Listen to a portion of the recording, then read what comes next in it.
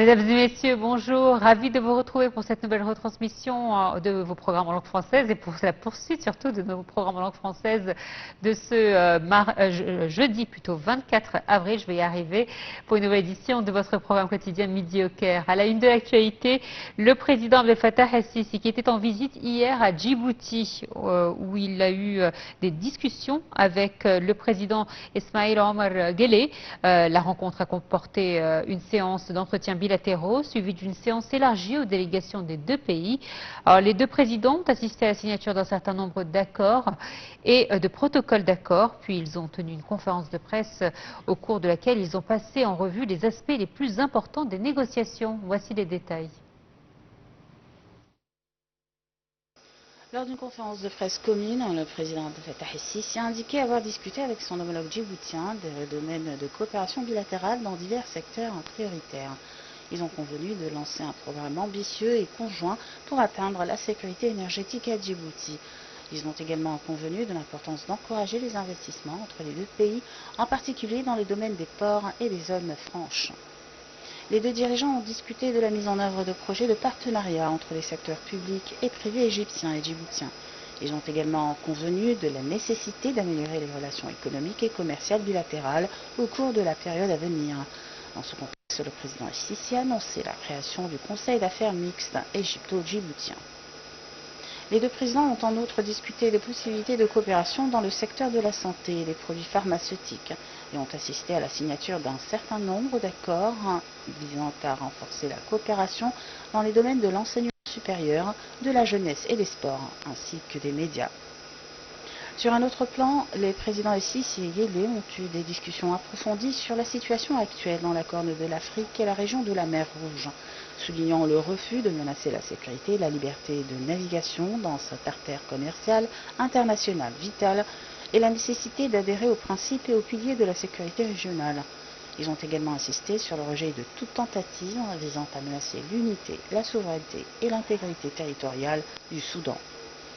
Les discussions ont également porté sur la question palestinienne.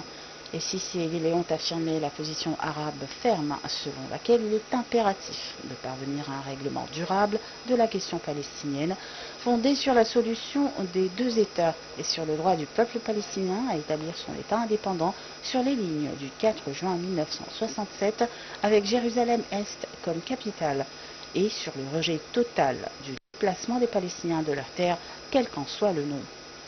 Les deux présidents ont affirmé être prêts à coopérer avec tous les partenaires internationaux pour mettre en œuvre le plan arabo-islamique de reconstruction de Gaza.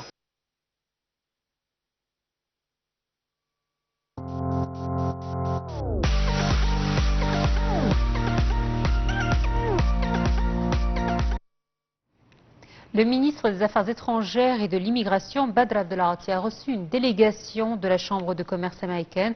Abdelati a affirmé son engagement à renforcer la coopération économique, commerciale et d'investissement entre l'Égypte et les États-Unis en tant que pilier fondamental du partenariat stratégique entre les deux pays. Il a également salué le rôle actif joué par la Chambre de commerce américaine au Caire dans la promotion des relations économiques et d'investissement. Abdelati a passé en revue les efforts et les réformes récentes adoptées par l'État pour améliorer le climat d'investissement en Égypte.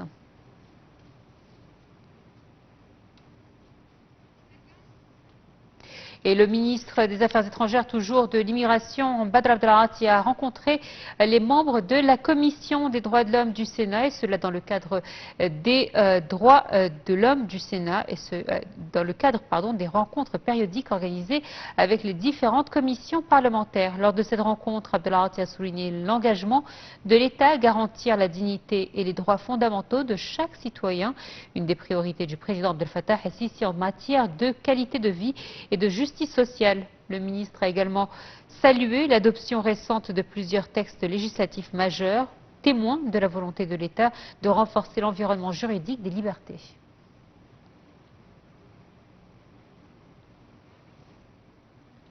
les activités de l'exercice militaire aérien conjoint égypto-chinois sous le nom de Eagles of Civilization 2025 ont été lancées avec la participation de plusieurs avions de combat multimissions de différents modèles. Cette formation qui se déroule sur plusieurs jours a eu lieu sur l'une des bases aériennes d'Égypte. Cet exercice s'inscrit dans le cadre du renforcement des relations de coopération militaire entre les forces armées égyptiennes et chinoises. L'objectif est de favoriser l'échange d'expériences et de développer les compétences des forces participantes afin de leur permettre de remplir efficacement les missions qui leur sont confiées.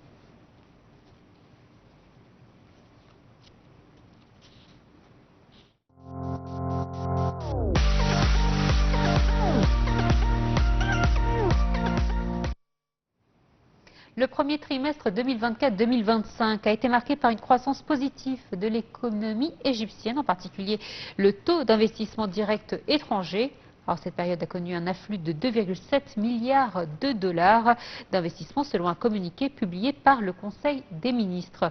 L'État déploie tous ses efforts dans ce dossier en parallèle avec l'approfondissement de l'industrie et l'augmentation des exportations égyptiennes qui connaissent également un boom majeur. Cela est un bon signe que l'économie égyptienne est sur la bonne voie et que les mesures prises par le gouvernement portent leurs fruits malgré les défis géopolitiques, précise le communiqué.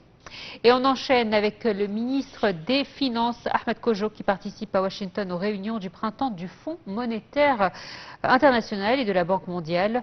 Le ministre s'entretiendra avec ses homologues du G20 et des représentants des grandes institutions économiques et financières et des banques internationales. Alors, il expliquera les priorités donc des politiques financières et économiques du gouvernement égyptien, passera en revue les derniers indicateurs de l'économie égyptienne et sa nette amélioration et mettra en lumière les opportunités d'investissement en Égypte.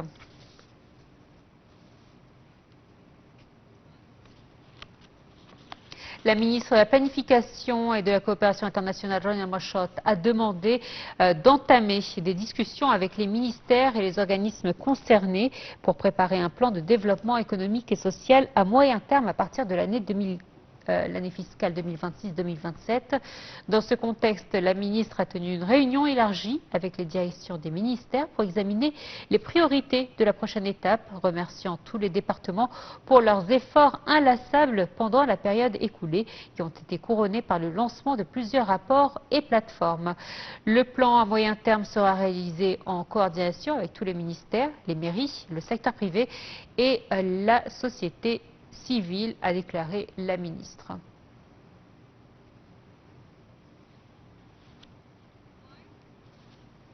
Et dans le cadre donc des funérailles du pape François II, l'Azhar participera avec une délégation de haut niveau aux funérailles du pape. La participation de cette délégation reflète l'engagement d'Al-Azhar à promouvoir les valeurs de tolérance et de coexistence entre les religions et à consacrer les principes de fraternité humaine, comme l'affirme le document de fraternité humaine signé par le grand imam et le regretté pape François lors de leur rencontre à Abu Dhabi en 2019. Al-Azhar a déploré la mort du pape François dans un communiqué officiel, saluant son rôle important dans le soutien de la justice et de la paix et son engagement à construire des ponts de dialogue avec le monde islamique.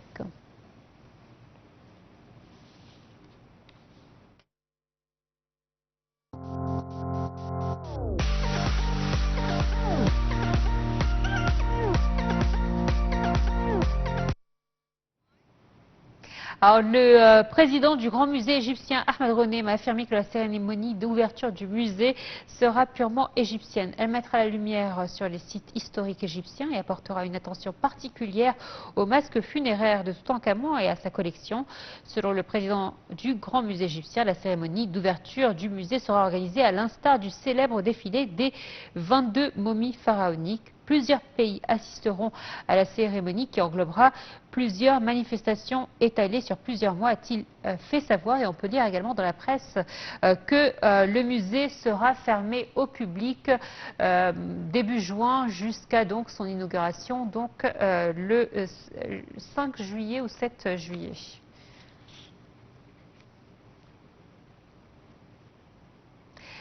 Et tout de suite, je vous propose de découvrir l'actualité de ce qui fait la une de l'actualité touristique avec Hadi Osman chez Vosera.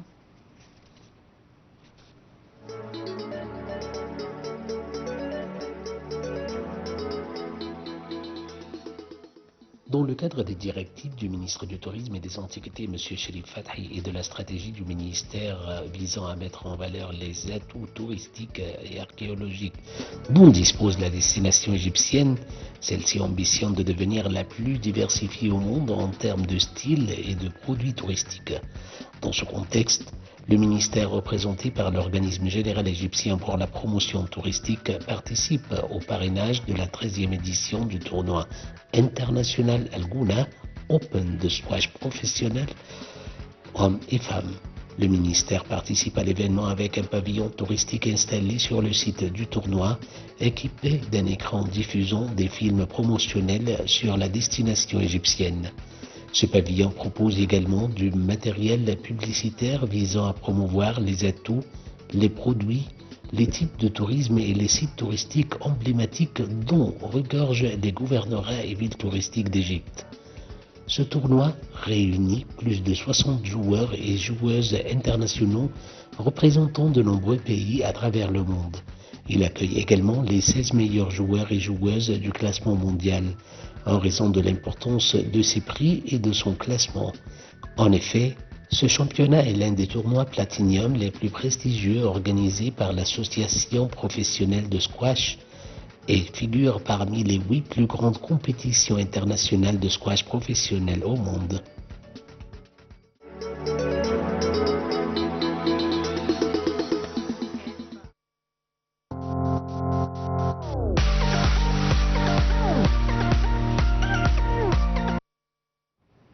Le chef du staff médical de l'équipe de football d'Al Ahly a annoncé que l'international palestinien et attaquant de l'équipe Wessam Abou Ali s'était complètement remis de sa blessure et sera prêt à prendre part au match retour demain face à Mamelodi Sundowns dans le cadre de la demi-finale de la Ligue des Champions. Mais 4 autres joueurs blessés seront donc absents. Il s'agit de Karim El Debis, l'international marocain Yahya Atayatollah, le joueur marocain Reda Slim et Karim Fouad. Le match aller s'était achevé sur le score nul de 0 partout entre les deux équipes lors du match disputé samedi dernier à Pretoria. L'entraîneur suisse d'Al Ahly, Marcel Koller, avait indiqué après cette confrontation que le club était conscient de la dangerosité de l'adversaire et que l'équipe se préparera avec la plus grande intensité sur le match retour afin d'empêcher les Mamelodi Sundowns de marquer des buts.